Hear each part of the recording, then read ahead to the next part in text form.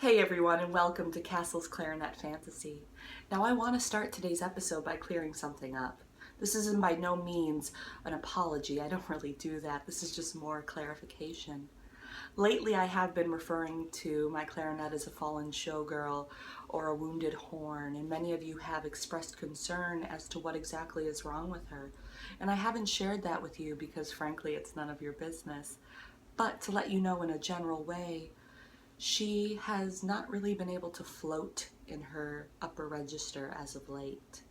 And then I thought about it and I said, Castle, you haven't really been able to float in your upper register since about 98, so maybe she's not a wounded fallen showgirl. Maybe she's just a soulmate. So today I'm choosing not to look at her as someone who is dealing with a fault, but as someone who has found their soulmate. So moving right along, I've often referred to myself as a woman with the body of an instrumentalist. And a lot of you have asked me, how did you get such a body? So today I'm going to share with you some workout tips and tricks that I've been using. Now, as in everything else in my life, with the exception of being a waitress, I am not a professional.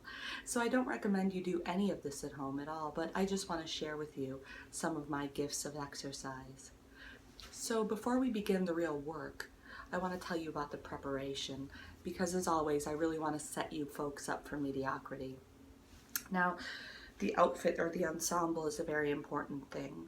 As you can see, I'm wearing just a light jazz pant, a workout blouse. I have my hair pulled back tightly so it does not get in my way. And as for footwear, I prefer to do these exercises or anything in life in a 1 to 1.5 inch kitten heel.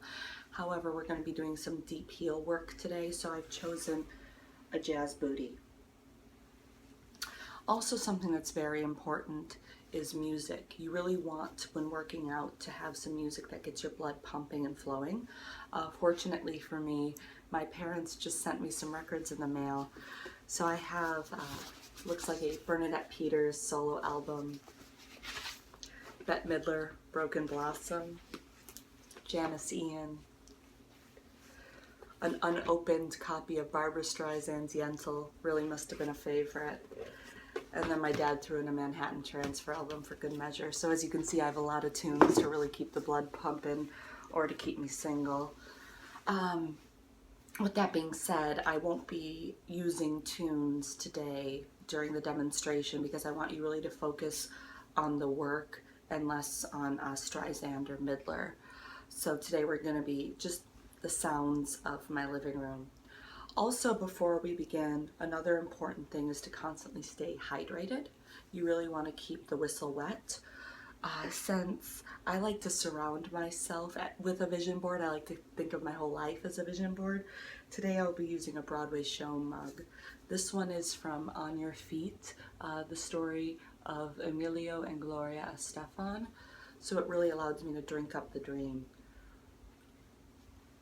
And finally, to get into character for today's technique, I'm just going to pull down this headband here and put these in. So it's like a makeshift plume, because today's exercise technique is all about the marching band. We have Zumba, we have kickboxing, but today I'm going to combine the wonderful, health benefits of marching band into a workout.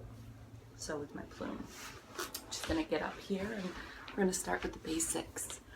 All right, so I hope you can all see me. So one of the first things I'm gonna show you, and once again before I start, I am not a professional at anything in life, so please don't do this at home. I'm gonna start by the first step, which is the roll step. We want to keep that to like a heel, toe, heel, toe, heel, toe, heel, toe. See, it's important that our lower body move, but our upper body stay very stationary. So it looks something like this. Now, not only is this a great technique for fitness, but it's also really great when serving martinis to a table of gentle businessmen. Have you trained your hand and you move toward them and you say, hello, sir. This will not spill because you're using the roll step. Now, when you really want to get up there to engage the intensity, we might use a high step, which is more for this. It's kind of like a pony, if you will. And if you want to really get those abs working, you can do a crunch in there as well. I also, as you can see, am using some eyebrow work. And now to one of our more complex movements. This is one of my favorites. It's called the horn slide. So this is where you have your feet facing the direction you want to go, but you have the moneymaker, the face, facing out towards the audience with the horn. I'm actually going to grab her for this move. Feet, direction, moneymaker out, horns up. And just like something gentle.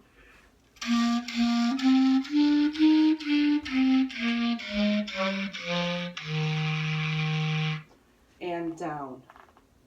So that here, we're working twisting. It's almost like yoga. And speaking of yoga, we're going to be moving into our final move. In yoga, they always tell us that the most important move of the flow is the Shavasana, which is just the laying there. And in my marching band technique, we have a similar thing. It's called the park and blow. And that is the most important move. It's just where I can stand, horn up, and really just let you have it,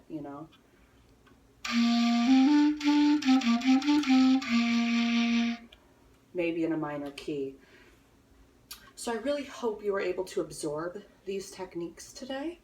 Like I said, not a professional. Don't try these at home. So let's go through those again with the horn. We have the roll step. We have the horn slide.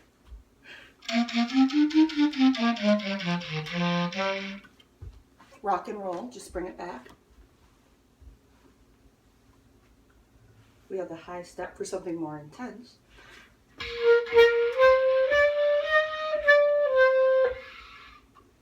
And then we have the most important, the park and blow. And this is also great for ballad work.